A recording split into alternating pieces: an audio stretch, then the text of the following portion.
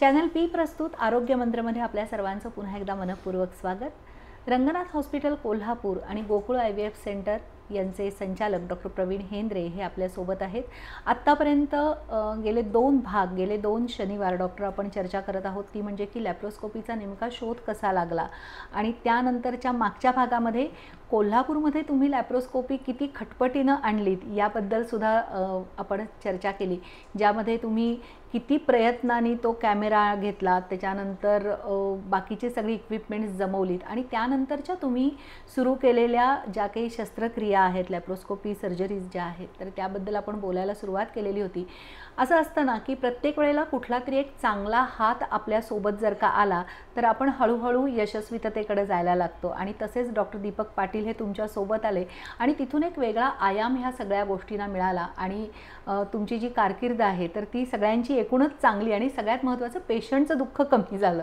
मला यामध्ये जास्त आनंद वाटला। तर मला असं वाटतं की 1992-93 नंतरचा आत्तापर्यंतचा काळ, तर याबद्दल सांगा ना।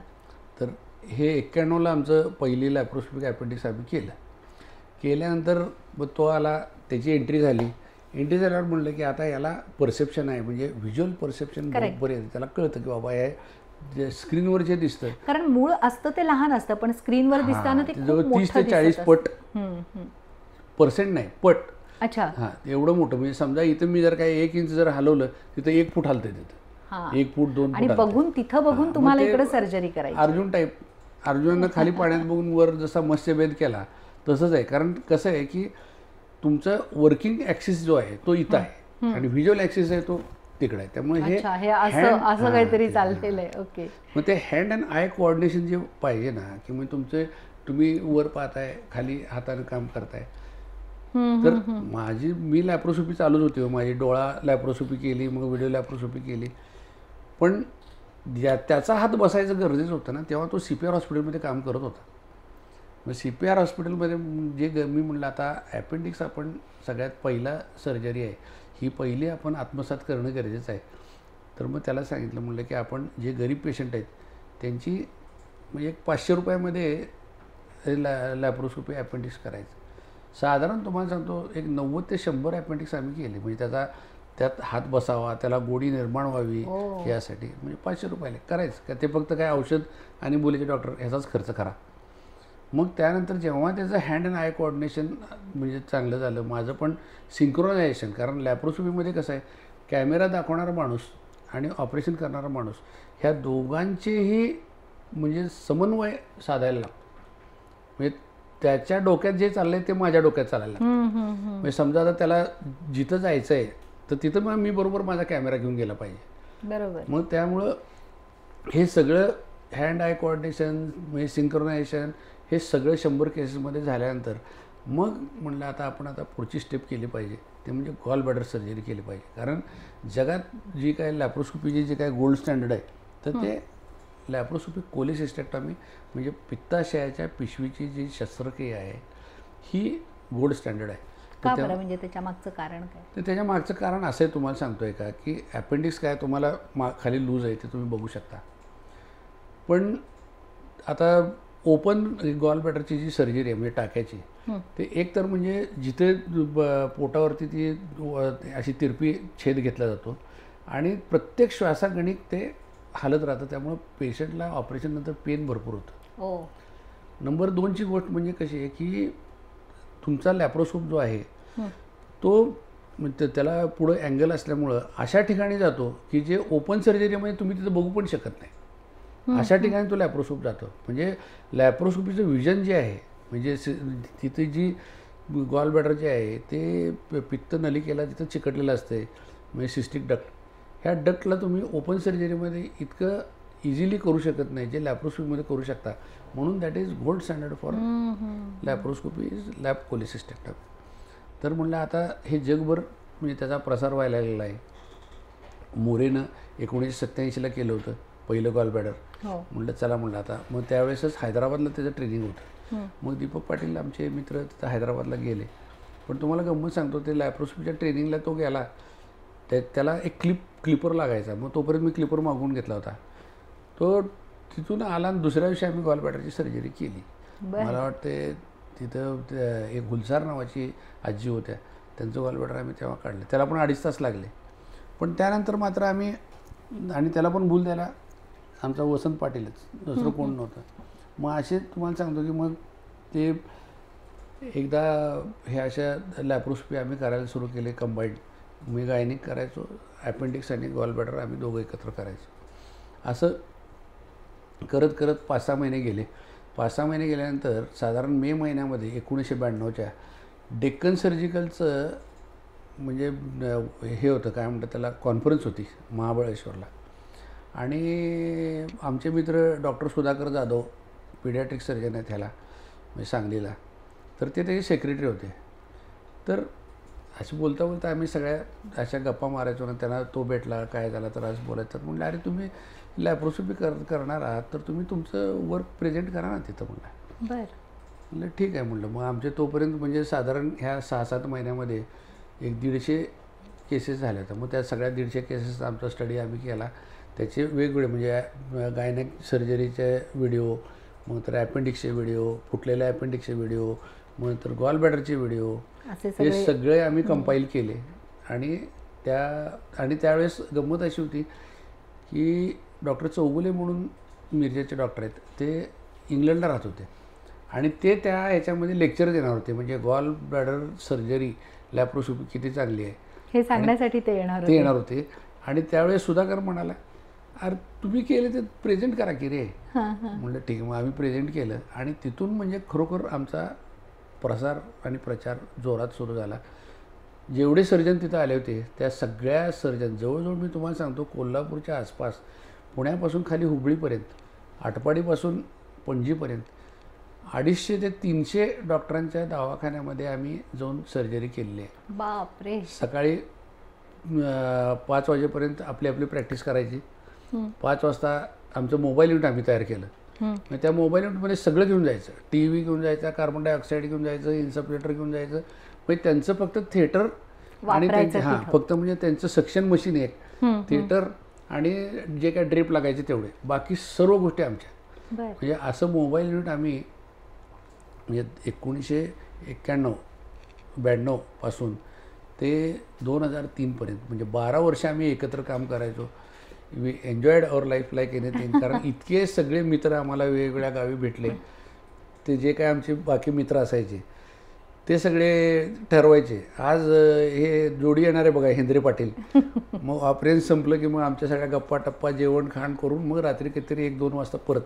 म्हणजे असं लाईफ. मगाशी तुम्ही जे सांगितलं की जी गोष्ट तुमच्या आवडीची असते तीच गोष्ट तुमचा जर का व्यवसाय बनला तर त्यातला आनंद हा खूप वेगळा असतो. तो सगळा तुम्ही या काळामध्ये अनुभवलात. व्यवसाय तर केलाच, पण सगळे मित्र भेटले ना परत. अगदीच. कॉलेजमधून बाहेर पडल्यानंतर हे सर्व मित्र म्हणजे दररोज आम्हाला, आज विट्याला गेलो, विट्याचे मित्र, बरं ऑपरेशन एकाकडे जरी असले तरी बाकी सगळे गोळा व्हायचेच की, अरे आलेच चला हेंद्रे पाटील जोडी आले, बसायचं त्यांच्यावर. मग तिथल्या गप्पा, इकडच्या गप्पा, सगळे गॉसिप, सगळे इकडचे बातम्या तिकडे, तिकडच्या बातम्या इकडं, सगळं आमच्याजवळ सगळा. आणि त्यातल्या त्यात म्हणजे मेडिकलमध्ये सुद्धा कुठं कुठं काय काय चाललंय याचं सुद्धा ज्ञान अपडेट होत जातं. आणि खूप म्हणजे त्यांच्याकडून सुद्धा आम्ही खूप गोष्टी शिकलो. आणि त्यानंतर मग हे आमचं चालू राहिलं 2003 सालापर्यंत. 2003 सालापर्यंत मग मी कोल्हापूरला आलो होतो. आणि त्यावेळेसच डॉक्टर खंडाळकर हे सिव्हिल सर्जन होते. तर त्यांच्या CPRमध्ये तेव्हा एक म्हणजे आत्ता जी म्हणजे ऑनररी पोस्ट आहे, म्हणजे मी आता सध्या CPRमध्ये ऑनररी म्हणून काम करतो. तर ऑनररी पोस्ट त्यावेळेस खानविलकर साहेबांनी सँक्शन केली होती. आणि मग त्या ऑनररी पोस्टमध्ये असल्यावर त्यांच्या कानावर आलं की हा काय तर करतो म्हणून. मग त्यांनी सांगितलं की तू आमच्या मुलांना तिथं लॅप्रोस्कोपी शिकवायला तू सर्जिकल युनिटमध्ये ये. म्हणजे ॲक्च्युली मी गेलो खंडाळकर सरांना शिकवायला आणि त्याच्याबरोबर बाकीच्या सर्जननी सगळ्यांनी म्हणजे विजय कसा, डॉक्टर निंबाळकर हे सगळे तिथं बघायचे. आणि त्यांनी ते म्हणजे खंडाळकर सर काय म्हणजे फार ते काय पुढं जाऊ शकले नाहीत, पण हे लोक सगळे शिकून मग त्यांनी तिथून पुढं गेलं. आणि मग त्याच वेळेस आम्ही CPRमध्ये डॉक्टर राकेश सिन्हा यांचं लाईव्ह वर्कशॉप घेतला होता.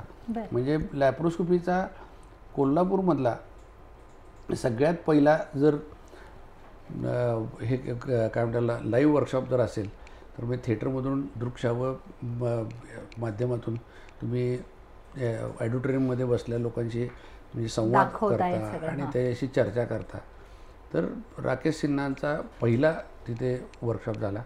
त्याच्या पाठोपाठ मग आम्ही DY पाटील मेडिकल कॉलेजमध्ये डॉक्टर संकपाळ म्हणून आहेत, राजेंद्र संकपाळ.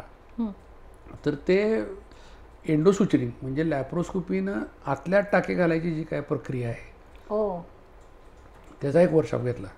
एंडोसुचरिंगला वर्कशॉपसुद्धा करत असताना इथल्या इथं एका टोपली असते की नाही, टोपलीमध्ये तो हे काय म्हणतात ट्रेनर आम्ही तयार केला होता. बारके सर्व्हिलन्स कॅमेरे आणून हे करून काय धडपड सगळी काय पाहिजे ती केली. म्हणजे याचा प्रचार आणि प्रसार हे होणं फार गरजेचं होतं. कारण काय की नवीन मॉडॅलिटी होती आणि प्रस्थापित जे काय सर्जन्स होते त्यांचा अजून म्हणजे त्याशी म्हणजे अजूनही त्यांना ते स्वीकार्य नव्हतं. मग त्यामुळं त्यासाठी आम्हाला काय करायला लागलं मला वाटतं ते आता आपण थोड्या वेळानं सांगूया. एक्झॅक्ट. ब्रेक नंतर भेटूया. आरोग्य संवर्धन आणि विविध आजारांविषयी जनजागृती करणारा चॅनल B चा कार्यक्रम आरोग्य मंत्र. आजाराची लक्षणं, खबरदारी आणि उपचार पद्धती याबद्दल माहिती मिळेल तज्ज्ञ आणि अनुभवी डॉक्टरांकडून. आरोग्य मंत्र मध्ये पहा रंगनाथ हॉस्पिटलचे स्त्रीरोग तज्ज्ञ डॉक्टर प्रवीण हेंद्रे यांना. या कार्यक्रमात आपण त्यांच्याशी IVF म्हणजे काय, संतुलित आहार कसा असला पाहिजे, फॅब्रॉइड म्हणजे काय, 2 सीझर झाले तर रिस्क नेमकी कोणती असते, लहानपणापासून मुलींची वाढ होत असताना त्यांच्या आरोग्याची काळजी कशी घ्यायची या सर्वांविषयी संपूर्ण माहिती. आरोग्य मंत्र दर शनिवार सायंकाळी 7:30 वाजता 532 क्रमांकाच्या B चॅनलवर. ब्रेक नंतर पुन्हा एकदा आपल्या सर्वांचं मनपूर्वक स्वागत. आणि आपण सांगत होतो की DY पाटील हॉस्पिटलमध्ये तुम्ही जो काही एक नवीन संपूर्ण होय सुचरिंग तयार केलेलं होतं म्हणजे कारण आतल्या टाके घालायचे, वरून टाके घालणं सोपं आहे म्हणजे हाताने तुम्ही टाके घालू शकता, पण ते आत सुचर करणे फार अवघड असते. तर त्यावेळेस कसं आहे की जे लोक म्हणजे कन्व्हेन्शनल सर्जरी करत होते त्यांच्याकडून काही वेळेस म्हणजे असं पण हे व्हायचं स्टेटमेंट व्हायचे पेशंटला, अरे ते लाईट गेलं की ते ऑपरेशन पूर्ण होत नाही, अर्धच होते. मग हे सगळं मोडून काढण्यासाठी छोट्या छोट्या गावामध्ये आम्ही जाऊन लाईव्ह वर्कशॉप केले. मग त्यानंतर CME केल्या, तिथल्या डॉक्टरांच्या बरोबर ते सगळे आमचे व्हिडिओज दाखवले, त्यांच्याबरोबर मग आमचे हे काय म्हणतात मीटिंग्स घेतल्या. असं करत करत करत करत या सगळ्या भागात म्हणजे त्या सर्व लोक जे आहेत हे त्यांनी स्वीकार करावा आणि सगळीकडे त्याचा प्रसार व्हावा. कारण त्याचे बेनिफिट्स खूप आहेत ना. आता लोकांना सांगायची गरज नाही, पण त्यावेळेस लोकांना सांगायला लागत होतं. आणि सगळ्यात महत्त्वाची गोष्ट मात्र आम्ही ह्या मोबाईल युनिटमध्ये एक पाळलेली होती, म्हणजे पेशंटची सेफ्टी ही सगळ्यात महत्त्वाची. म्हणजे कुठे ते पण जा आणि ऑपरेशन कर असं नाही, तर कन्सल्टंटकडेच आम्ही सर्जरी करायची. कारण कसं आहे की प्री ऑपरेटिव्ह असेसमेंट म्हणजे कुठल्या पेशंटला कुठलं ऑपरेशन करायचं आहे हे त्याला असेसमेंट आली पाहिजे आणि आम्ही ऑपरेशन करून तिथून निघणार. आणि नंतर पोस्ट ऑपरेटिव्ह मॅनेजमेंट ही त्याला व्यवस्थित जमली पाहिजे. नाहीतर पोस्ट ऑपरेटिव्ह आम्ही ऑपरेशन करून आलो, आता विट्यावरून ऑपरेशन करू आलो, दुसऱ्या दिवशी त्यानं काहीतरी सांगितलं अरे असं व्हायला लागलं, तर काय प्रत्येक वेळेस आम्ही जाऊ शकत नाही ना. म्हणून ज्यांच्याकडे म्हणजे एस्टॅब्लिश्ड सर्जिकल प्रॅक्टिस होती असे लोक सोडून मी आणि म्हणजे दीपकने आमचा असा एक शिरस्ताच होता की आपण अशाच ठिकाणी काही वेळेस तर आम्ही तिथे काही इक्विपमेंट नाही म्हणून पळून आलो आहे, म्हणजे त्या डॉक्टरांना न सांगता सुद्धा पळून आलो आहे असे सुद्धा. पण पेशंटची सेफ्टी जी आहे ही कधीच कॉम्प्रोमाइज केली नाही. मग हे सगळे असे प्रचार अडथळे होते, पण ते सगळे पार करत करत करत करत आम्ही त्या ह्याला पोचलो. वर्कशॉप घेतले, त्यानंतर हे वेगवेगळे सर्जन्स त्याच्यामध्ये भेटत गेले. सुरुवातीला जो आमचा JVCचा सर्व्हेलन्स कॅमेरा होता त्याला कपलर लावून आम्ही करत होतो. त्यानंतर मग हाय डेफिनेशन कॅमेरा आला. हाय डेफिनेशन कॅमेरा आल्यानंतर त्याच्या पाठोपाठ चिप ऑन टिप हे म्हणजे हे सगळ्या हाय एंडचे जेवढे काही हे आले त्या सगळ्या गोष्टी म्हणजे घेत गेलो आम्ही. म्हणजे नवीन तेव्हा पूर्वीच्या ज्या काही म्हणजे कॉटरीज होत्या त्या सॉलिड स्टेट कॉटरीज आल्या. त्याचबरोबर सॉलिड स्टेट कॉटरीमध्ये कसं आहे की पूर्वीच्या कॉटरीला म्हणजे कोळसा व्हायचा ना, मला वाटतं गेल्या वेळेस सांगितलं होतं आपण. तर ते हे म्हणजे सुद्धा आता म्हणजे फक्त कोॲग्युलेशन होणाऱ्या कॉटरी झाल्या, अंडर वॉटर कॉटरी झाल्या, ते घेतलं. हार्मोनिक स्काल्पेल घेतलं. हार्मोनिक स्काल्पेल म्हणजे एकदम महागडं उपकरण आहे. हे सगळ्या कंपनी ज्या आहेत ना, ह्या उपकरण तर महाग ठेवतात, पण त्याचे कन्झ्युमेबलसुद्धा म्हणजे महाग करतात. तर ते केलं. ते संपल्यानंतर चिप ऑन टिप संपलं की त्यानंतर सगळ्यात म्हणजे पहिला ह्या महाराष्ट्रात प्रायव्हेटमध्ये फक्त 2च चिप ऑन टिप कामे, एक मुंबईमध्ये आणि एक कोल्हापूरमध्ये होता. कारण त्याची कॉस्ट त्यावेळेस तुम्हाला सांगतो की नाही, म्हणजे आतापासून 15 वर्षापूर्वी तेव्हा त्याची कॉस्ट 28 लाख रुपये होती. म्हणजे तेव्हा मर्सिडीज यायची म्हणजे 30 लाखाला. पण आपण मर्सिडीज नाही घ्यायची, आपण ते कॅमेरा घ्यायचा. मग आत्ता जे काय घेतला आहे तो 4K कॅमेरा जो आहे तो साधारण 65 लाखाचा आहे. आत्ताच्या मर्सिडीजची किंमत जी आहे तीच त्या कॅमेऱ्याची. पण आता ॲक्च्युली खरं तर तुम्हाला हाच प्रश्न विचारायचा होता की इतकी हळूहळू जसजशी डेव्हलपमेंट होत आलेली आहे तसं रंगनाथ हॉस्पिटलसुद्धा डेव्हलप होत गेलेलं आहे. तर आत्ता या घटकेला हॉस्पिटलमध्ये लेप्रोस्कोपीसाठीची जी काही उपकरणं आहेत तर ती किती ॲडव्हान्स आहेत? मी तुम्हाला सांगतो काय माहिती आहे का, की आम्ही पायनियर असल्यामुळं आम्हाला कुठलेही कॉम्प्रोमाइज करायला अलाउड नाही. अगदी बरोबर. समजा नवीन कुठलीही टेक्नॉलॉजी आली तर तुम्हाला तिथं घ्यायलाच लागते. ते सांगितलं तुम्हाला. ह्या काय सगळ्या गोष्टी मला काय परवडत होत्या अशातला भाग नाही. पण मी सांगितलं तुम्हाला की तुमचा छंद हौसेला मोल नाही. मग त्यामुळं हाऊस म्हणून ह्या सगळ्या गोष्टी करायच्या. मर्सिडीजमध्ये कशाला फिरायचं आहे, हीच मर्सिडीज दररोज आपण करायची ना. मी तुम्हाला सांगतो की नाही, म्हणजे इवन सुरुवातीचं जे आमचे मित्र डॉक्टर सूरज पवार कॅन्सर तज्ज्ञ, त्यांनी म्हणजे इसोफेगस म्हणजे अन्ननलिकेवरच्या कॅन्सरची जी काय प्रणाली त्यांनी केली तर त्यांनासुद्धा बरोबर आम्हीच होतो, मी आणि दीपक होतो. आणि जेव्हा त्यांना पहिलं ह्याचं कॅन्सरचं जी सर्जरी केली, पहिल्या 10-12 सर्जरीज म्हणजे गर्भाशयाच्या वर्धायम्स रॅडिकल हिस्टेक्टॉमी, त्यावेळीसुद्धा सूरजबरोबर मी असोसिएटेड होतोच. म्हणजे कारण ह्या सगळ्या गोष्टी डेव्हलपमेंटसाठी आपल्याला करणं गरजेचं होतं. पण एक मात्र माझं स्वप्न तुम्हाला सांगतो, म्हणजे ते काय पूर्णत्वास येऊन गेलं नाही. माझ्या मनात एक कायम अशी एक इच्छा होती की सर्जन्स, गायनॅकॉलॉजिस्ट आणि ह्या सगळ्यांनी मिळून एक असं थर्ड प्लेसमध्ये एक सेंटर काढायचं की ज्या सेंटरमध्ये म्हणजे कोणीही आपलं पेशंट आणायचं, ट्रीट करायचं आणि घेऊन जायचं. मग ते जर केलं असतं तर कोल्हापूर म्हणजे पेक्षा आता बरीच म्हणजे समजा आता औरंगाबाद, पुणे, मुंबई, कारण आम्ही जेव्हा लॅप्रोस्कोपी सुरू केली तेव्हा मुंबई आणि पुणे ह्याच्या खेरीज कुठेही लॅप्रोस्कोपी होत नव्हती. तर आम्ही जेव्हा पायनियर होतो तर ते जर काय झालं असतं ना तर कदाचित म्हणजे कोल्हापूर हे लॅप्रोस्कोपीचं हब झालं असतं. पण सगळ्याच गोष्टी आपल्या मनाप्रमाणे होत नाहीत, तर त्यामुळे ते राहिलं. आणि तरीसुद्धा म्हणजे या गावातल्या म्हणजे बऱ्याच लोकांना म्हणजे बरेच सेंटर्स आज ते लोक सांगतील अगर नाही सांगतील, पण त्यांच्यामध्ये म्हणजे माझा आणि दीपकचा सुद्धा थोडा हातभार हा आहेच की त्यांच्या सगळ्या सुरू करण्यासाठी हे करण्यासाठी. म्हणजे कारण आम्हाला आमची इच्छा होती की हे सगळीकडे प्रसार झाला पाहिजे. म्हणजे सुरुवातीला जे काय 10 मिलीमीटरचा टेलिस्कोप होता, 12 मिलीमीटरचा टेलिस्कोप होता, आज 2.9 मिलीमीटरच्या टेलिस्कोपने तुम्ही सर्जरी करू शकता. म्हणजे त्याचं टेलिस्कोपसुद्धा म्हणजे सुरुवाती जे होते आम्ही 6.5 मिलीमीटरचा जो ट्युबॅक्टमी करायचा जो हे होता टेलिस्कोप तो आणि 150 मिलीमीटरचा मिरची बल्ब असलेला म्हणजे तो लाईट सोर्स होता आणि 3 लिटर पर मिनिट असा ॲटोमॅटिक CO2 इन्सफ्युलेटर होता. त्याच्यावर काम सुरू केलं. ते आज आम्ही 4K कॅमेरा, मग नंतर त्याच्याबरोबर 40 लिटरचा ॲटोमॅटिक CO2 इन्सफ्युलेटर, हार्मोनिक स्काल्पेल आणि ह्या सगळ्या गोष्टी, हिस्ट्रोमॅट, लॅप्रोमॅट, ह्या सगळ्या गोष्टी वापरून आता त्या स्टेजला आलो. म्हणजे खरं बघायला गेलं तर म्हणजे लाईफ आपलं त्या मानानं खूप लहान आहे. हो, आर्ट आहे ना हे प्रचंड आहे. म्हणजे ते आपण त्याच्यात त्या मानानं काहीच नाही. पण ही अशी प्रगती होतच चाललेली आहे.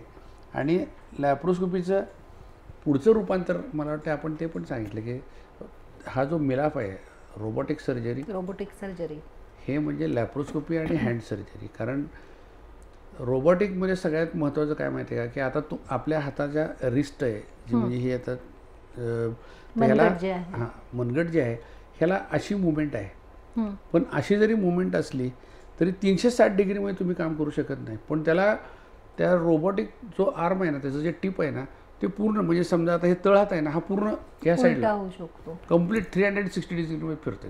म्हणजे त्यामुळं लॅप्रोस्कोपी आणि हा म्हणजे हँड सर्जरी ह्या दोघांचं कॉम्बिनेशन केलेली ही म्हणजे रोबोटिक सर्जरी आहे.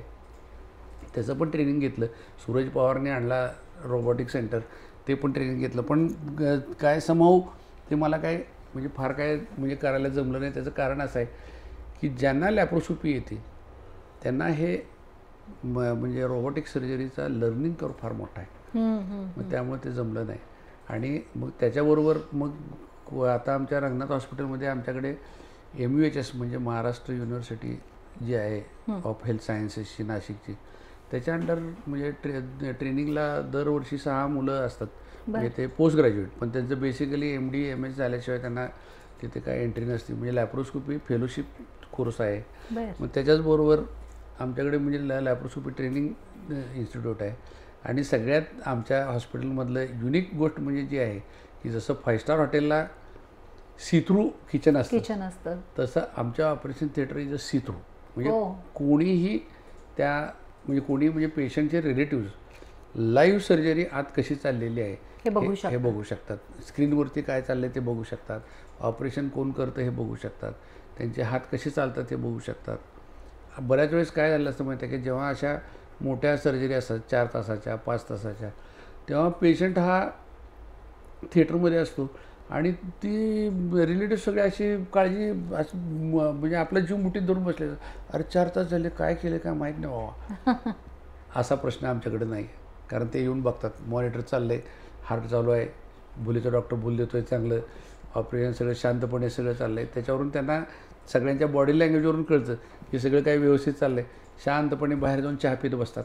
म्हणजे ते काय सगळंच ऑपरेशन बघतात असं नाही, पण दिस इज ट्रान्सपरन्सी.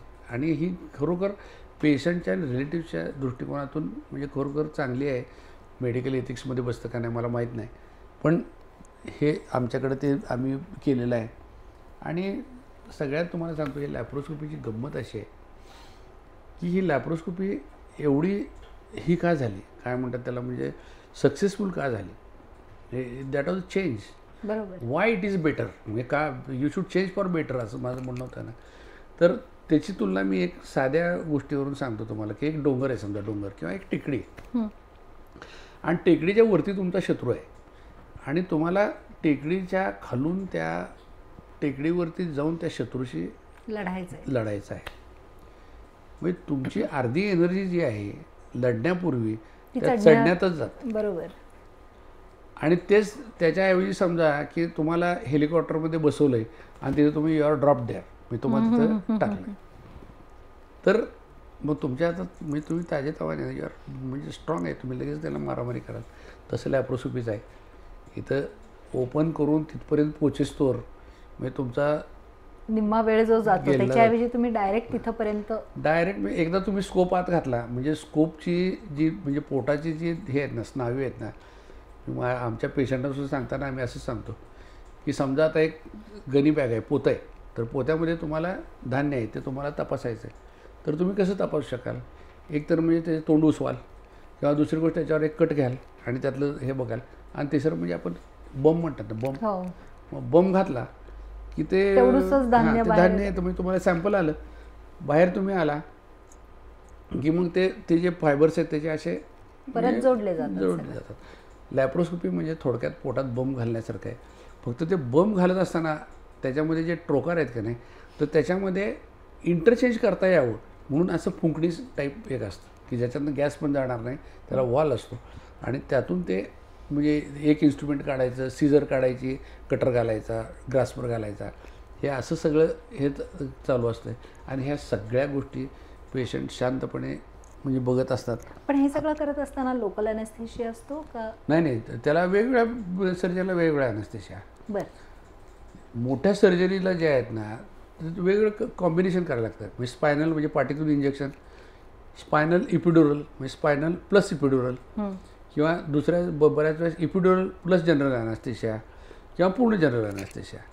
म्हणजे कॉम्बिनेशन्स करून अशा पद्धतीनं करावं लागतं. जी सर्जरी तुम्ही करणार आहात त्याच्यावर ते अवलंबून हां, आहे. त्यावरती त्या सगळ्या गोष्टी अवलंबून असतात. पण बऱ्याच आता सर्जरीज ज्या आहेत ह्या रिजनल म्हणजे स्पायनल खाली म्हणजे होऊ शकतात.